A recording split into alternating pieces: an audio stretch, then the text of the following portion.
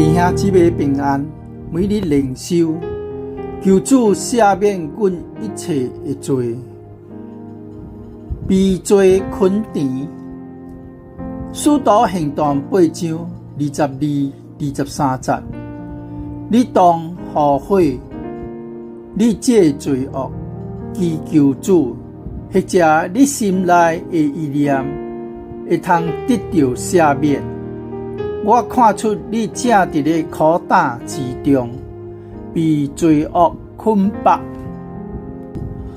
有一個醫生對國王講：殿下，你身體有病，若是無早醫治，將會更較嚴重。國王不以為然地講：我無有什麼病啊！一個禮拜以後，這位醫生閣看見國王，講：殿下，病毒已經侵入體內了，若無醫治，病況會閣較嚴重。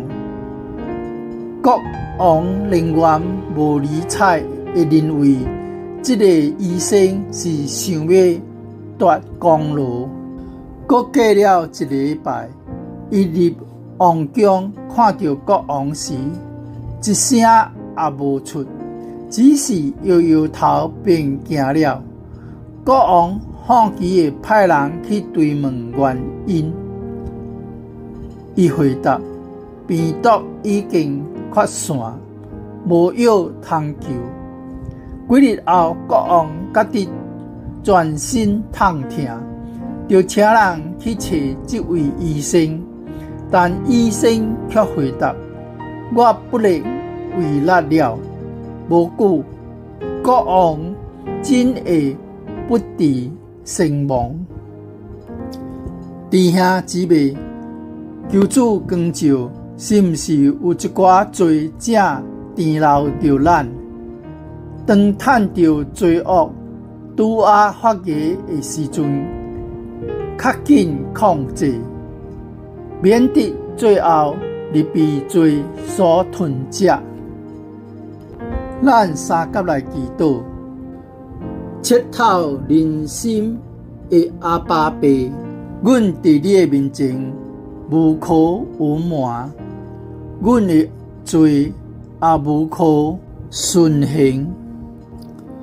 阮求主赦免阮的軟弱，被一寡有形無形的罪捆綁，不得自由。阮靠家己也無能為力，求主幫助阮，賜予阮堅強的意志，聖靈的力量，會通擺脫捆纏阮的大罪細罪，予阮手節心清的親近你，敬拜你。祈禱是奉主耶穌基督的名，阿們。